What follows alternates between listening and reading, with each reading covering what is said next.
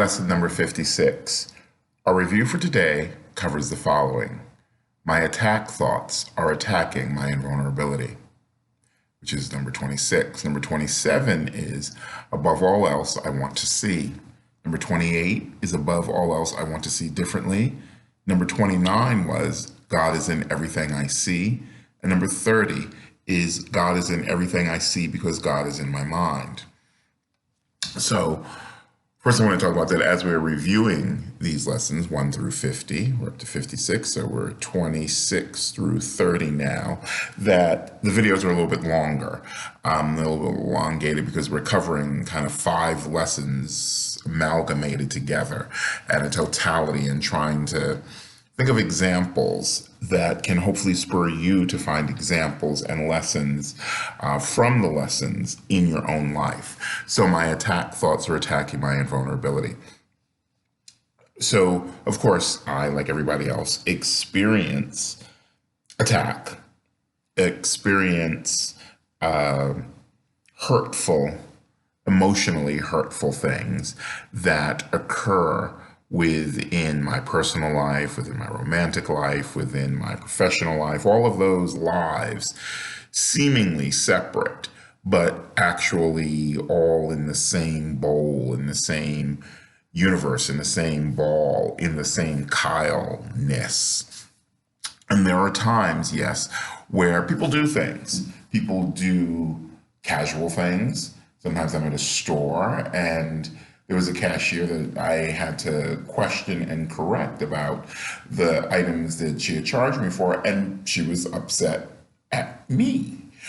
And I was, how you're a little taken back by that because you're like, I'm not, because I even said to her, I said, well, do I have the right to check this before I pay for it?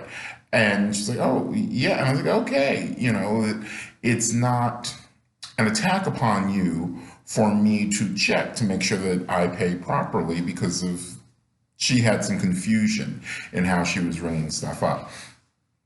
So what I try to do in those moments where I think also having been a teacher for so long, being a teacher and then I worked in securities litigation and law, and I even got to participate in some court cases and do a cross-examining of somebody in court. You can do it in civil court. And so I also have had parents who were very direct people, who were very confident people.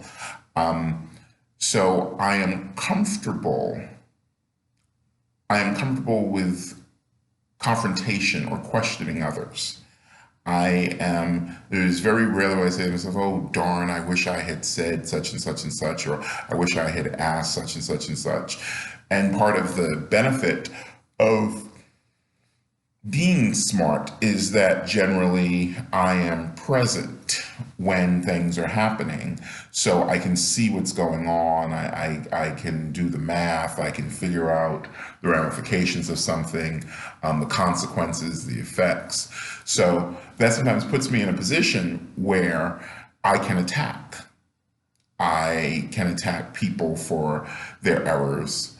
Sometimes I can attack people for their attitudes. I can attack people sometimes for their judgment. Sometimes I am not what is expected generally when I speak or generally when I conduct some form of transactional business. I am not what is expected all the time in the context of race, of gender and sex, and even sexuality, all those kinds of things. I'm not what is expected. And some of that does have to do with how my parents influenced and raised me to essentially be my own person, or to be comfortable being my own person, to not be uncomfortable being contrary to other people, or what other people think I should be, or how I should be, or how I should do. So that creates a responsibility that I have to be careful, Because what the Course has taught me, and this moves into above all else I want to see, recognizing that what I see reflects what I think I am, I realize that vision is my greatest need. The world I see attests to the fearful nature of the self-image I have made. If I remember who I am, it is essential I let this image of myself go. As it is replaced by truth, vision will surely be given me. And with this vision, I will look upon the world and on myself with charity and love. That I could, I could go full bear on people all the time. I could be sarcastic and sardonic and wry and witty and all those kinds of things. And I could be belittling. I could be attacking towards people. And generally, I would say what has happened through not only the Course, but also teaching, is that I've learned how to modulate the energy of myself, of my voice, my intentionality, my energy, because as you teach and you stand in front of a room, and I try to, it's called the plane of the room, which is where the teacher's desk is at, and the blackboard or video screen behind them, that's about 20% of the room. So in transformative teaching, in engaging teaching, you move past the plane. So I'm generally walking amongst the desks of the students and of the rows, and excuse me, oh, I'm sorry, and sometimes I'm speaking from the back of the class, because I want, one, to expand my energy rather than just a talking figure at the front of the class.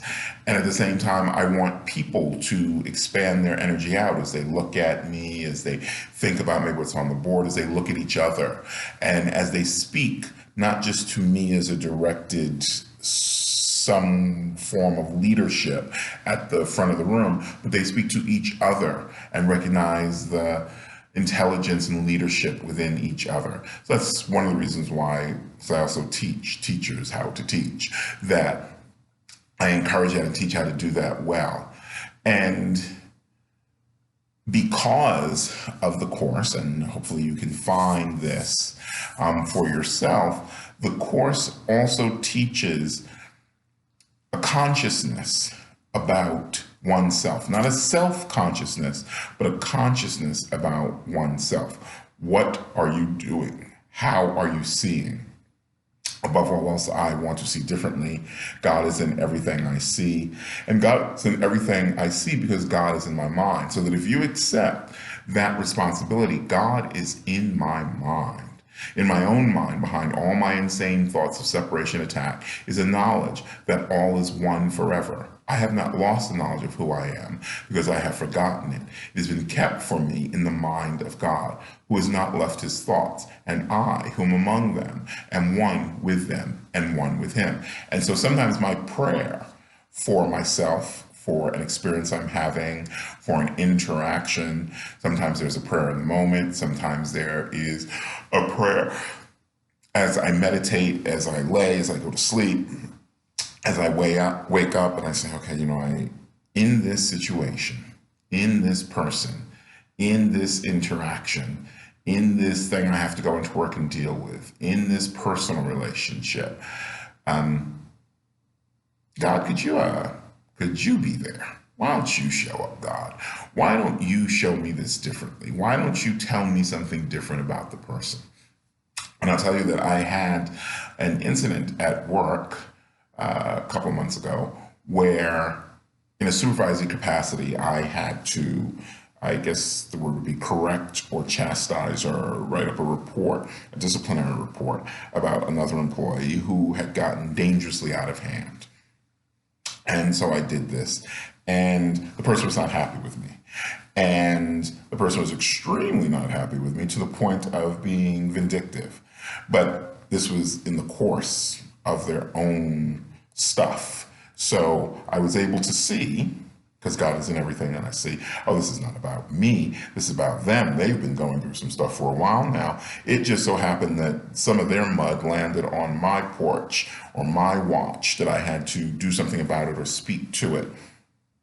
So then another employee said to me, they'd seen this aggrieved employee in their office space, really down, really in a I guess a depressed or a dark place. And I had said I had prayed after this because I realized that because of the person's issues and dysfunctions that they were no longer a healthy person to be around or to be in a friendship with, in a professional friendship or in a personal friendship with. And they had done things very deliberately to try and hurt me in the eyes of others or disparage me in the eyes of others. You know, I've got to release that person. I forgive you and I release you to the Holy Spirit. And there were several days where I really had to meditate on that and push that because, you know, the bear in me, you know, the egoic sense of, oh my God, is this person trying to harm me? And what does this mean? What does, if they say this to this person, what does this person think? And what does this director think? And what does this VP think? And all, you know, you go through all the permutations of what someone's effect could be by their actions upon you or upon your name. And, you know, and at the same time, you say, okay, I see this because the way that I try to operate is I try to see it clearly. I try to see it clearly, even if I don't like what it is. Then I not just try to release it, but I try to understand it in its context. And not just because it's laid on my porch or just because it's mail that's delivered to me doesn't mean that it's about me. Even if it's addressed to me, even if I'm CC'd on the package, sometimes it's really about the other person's stuff. And in doing, the wonderful part about doing these video lessons and to incorporate into the TV show as well, is that I get to review those lessons, having done there are 365 of these, so we're going to do this for a while. But having done them before and do them again and do them again, because repetition is the mother of mastery.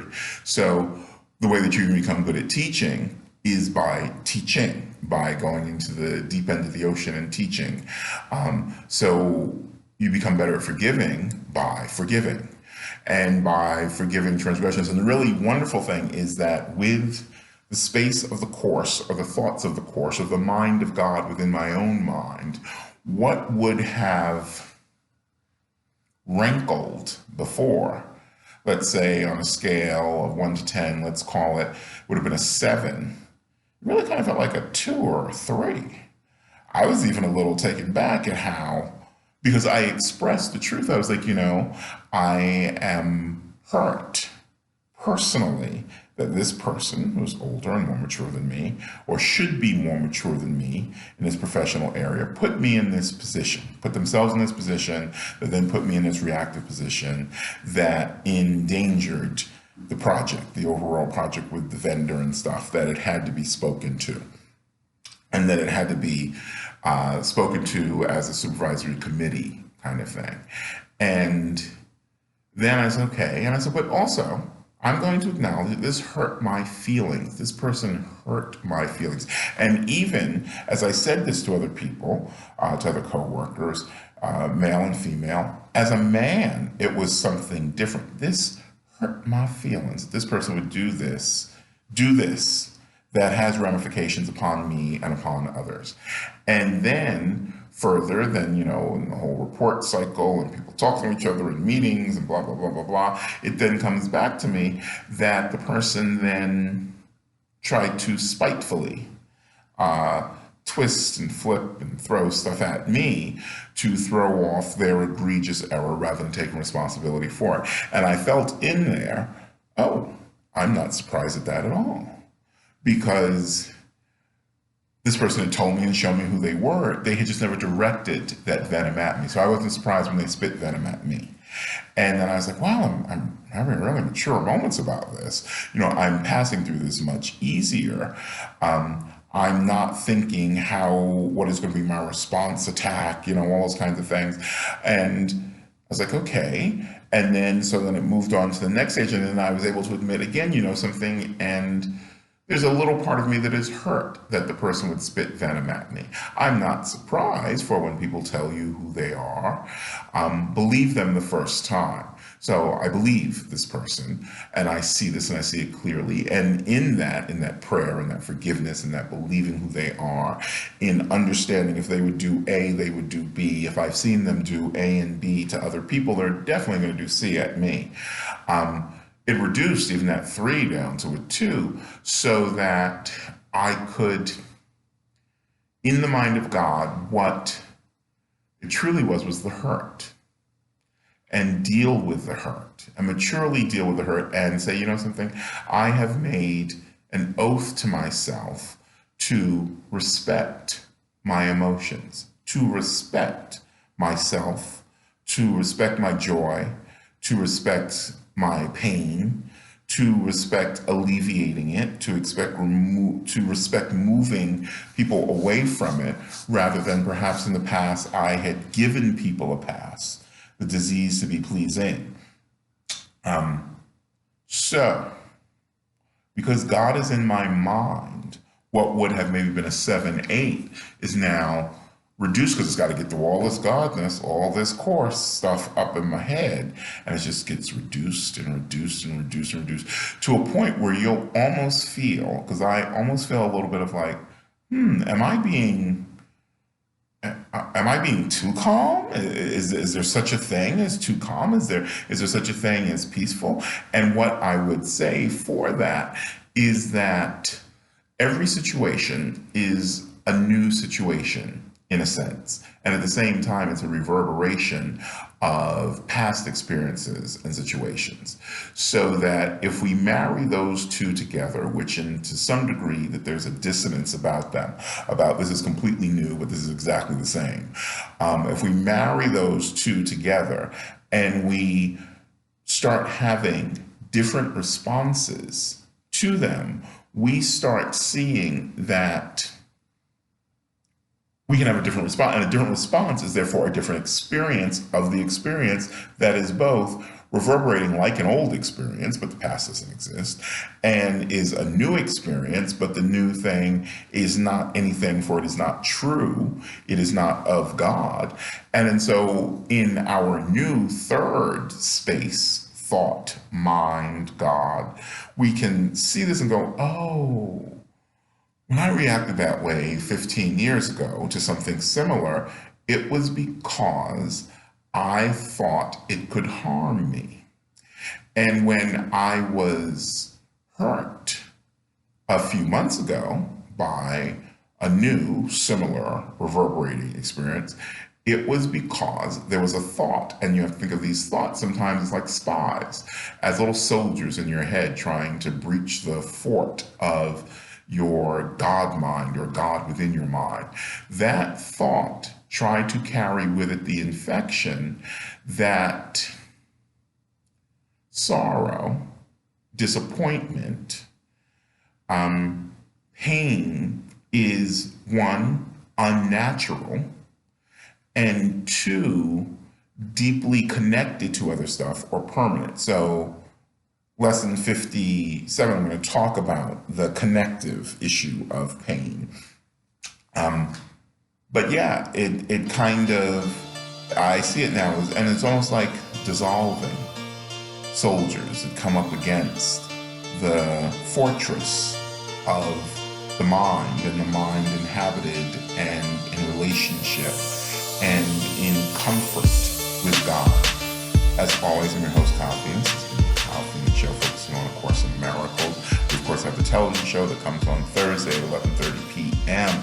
Eastern Standard Time. You can see the live stream broadcast through Manhattan Neighborhood Network, mnn.org, as well as you can find me on Facebook, Twitter, LinkedIn, MetaCafe, Hi-Fi, Sleepo, Amazon, Barnes & Noble. You can see some of the books that I've written, fiction and nonfiction. And as always, you can email me at kylephoenixshow@gmail.com. Thank you so much and have a good evening.